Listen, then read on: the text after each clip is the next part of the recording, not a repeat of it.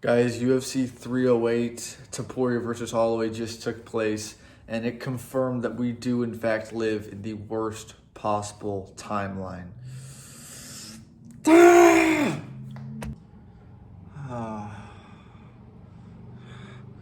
No! Max Holloway, Ilia Topuria, brutal KO. I'm unbelievably upset at the outcome of this fight. I love Ilia. I really rock with Ilia Topuria. Ilia Topuria's really grown on me this week. You know, he's funny. He talks trash. He's super entertaining. But why Max Holloway, man? Why couldn't it have been Diego Lopez, you know? Like, my fucking God, bro. Ilia Topuria is closing in on featherweight GOAT status. He's closing in on #1 pound for pound. He's very good. He's very, very good. And he might just do that to everyone, you know? Like, I still think that Islam would beat him right now with the grappling, just in size, you know? But, I mean, I know that he had staff, but he did struggle with a good, strong boxer with way worse takedown defense than Ilia, you know? Like, Poirier is bigger than Ilia, stronger or whatnot, but he does not have the grappling, you know, of Ilia, and I don't think he has the boxing of Ilia either, you know? So that's a good fight. I think that they do Lopez Topuria first, and then he moves up. I really don't want to see any fucking rematches with this guy. He's very good. We all know what's going to happen. Volk didn't even seem like he wanted to get into the cage with him. He kind of like stood at the door of the cage for a minute and like waved at him before coming in. It was a weird thing.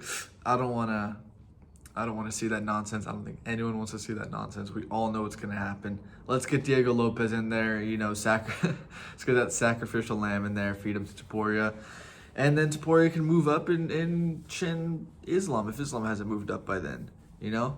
I think that'll be good because by the time he beats Diego Lopez, Islam will have fought Arman, you know? So they're both probably going to win their next fights, Islam and Topuria, and then they can, you know, like that's a fight to make, right? It's not like Merab's going to move up, you know, so I do think that would be good. I don't think anyone would complain if he beats freaking, you know, Diego Lopez. You're going to get like 5 people like, he's literally ducking Evlev. He's ducking, dude. He would chin Evlev in the first round, dude. Shut the fuck up, bro. Okay. As far as Whittaker, sucks for Whittaker. His teeth got freaking pushed in. You know the deal. That was sad. He was doing decent early, you know. I'm just surprised because, man, like Whittaker had Jacare Souza on his back. It's just, man, Khamzat is very, very, very strong and technical. And when you have someone that's that strong and technical on your back, it's just doesn't even matter, doesn't it? It was like over his nose pretty much and just smashed his face. So awful. Sad to see that back to back. I love Robert Whittaker, you know, who doesn't, right? So yeah, Magomed gets a boring decision over Rakic. Thought that fight was going to be I thought it was going to be boring until there was like, you know, a big KO, but then the big KO never came. It's just Magomed playing it safe, you know, which I guess makes sense, but yeah, Rakic was freaking jerking off instead of fighting. I don't know what the hell's going on with him. Shara gets a big KO. That was good. You know what is people aren't talking about enough? People talk about it a little bit, but dude, Orolbai versus Rambetsky. Come on, that was a freaking banger. It's like the third fight that I woke up and saw. It was amazing. Freaking best fight of the last couple months that I've seen. But best fight, dude, it was a fucking awesome fight. I don't even know, but it was really, really good. I'm glad I got to see that. You know, Orolbai, really, really tough. It's just Rambetsky, just his cardio looked a lot better in this fight. It seems like he paced himself a little bit more. Orolbai was waiting too much, and when you wait against someone has a speed advantage on you, and you're trying to play counter striker with him, like you're just gonna have a really rough time. Like Ryan Butsky was just able to blitz in, throw a big overhand, and get out before Earlby could even react. You know what I mean? He's used to freaking reacting to like something as slow as a mammoth, not as like a little Polish guy. So that was a great fight. Aslan went freaking Dricus mode and KO'd that bum. Yeah, it was a great card. I mean, entertainment-wise, it was really, really good.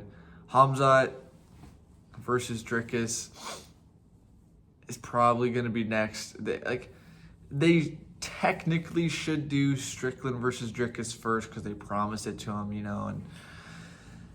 But they're probably just going to do Khamzat Dricus, honestly. I don't think anyone's really super interested in Sean Strickland Dricus anymore. You're gonna have to wait for my video on that, but if you've seen some of my other videos, you already know who I'm gonna be picking in this fight. But yeah, Khamzat probably gonna be champ in the future. Crazy.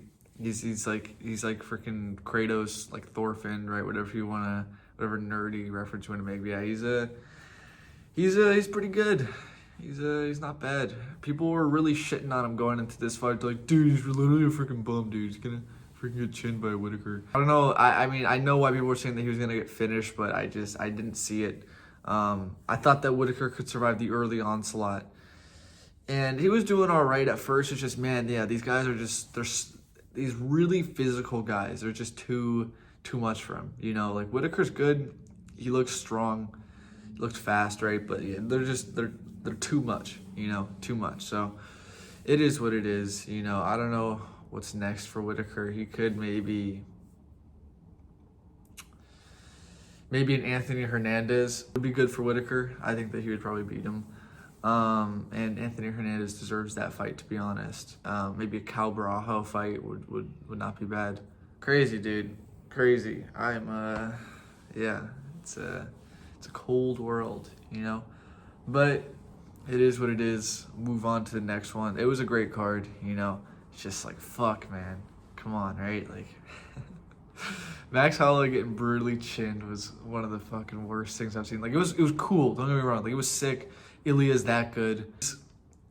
You know, with he predicts his own fights. Like, I really rock with Ilya. I think that he's awesome. I think he's a great champ. It's just hard because he's chinning all our favorite fighters, you know, and he's about to chin Diego Lopez, but I mean, you can't hate the guy, you know what I mean? Like, it is getting harder and harder to hate him. I kind of rock with Ilya. I think that he's fucking awesome. And I think that if you look at his fights from an objective point of view, super entertaining, always moves forward, fan-friendly style, talks trash on the mic and backs it up, predicts his own fights. Like, he does go in there and he tries to put on a show. So it's hard not to fucking rock with him, but why Max? Why Max and Volk back-to-back? But yeah, I'd say if he beats Diego Lopez and like Evlev, there's no denying him #1 featherweight, and he's like top 5 fighter of all time if he does that. He's already getting close, you know what I mean? He's already getting real close, so we'll see, dude. Anyway, take it easy. Have a good one, guys. Peace.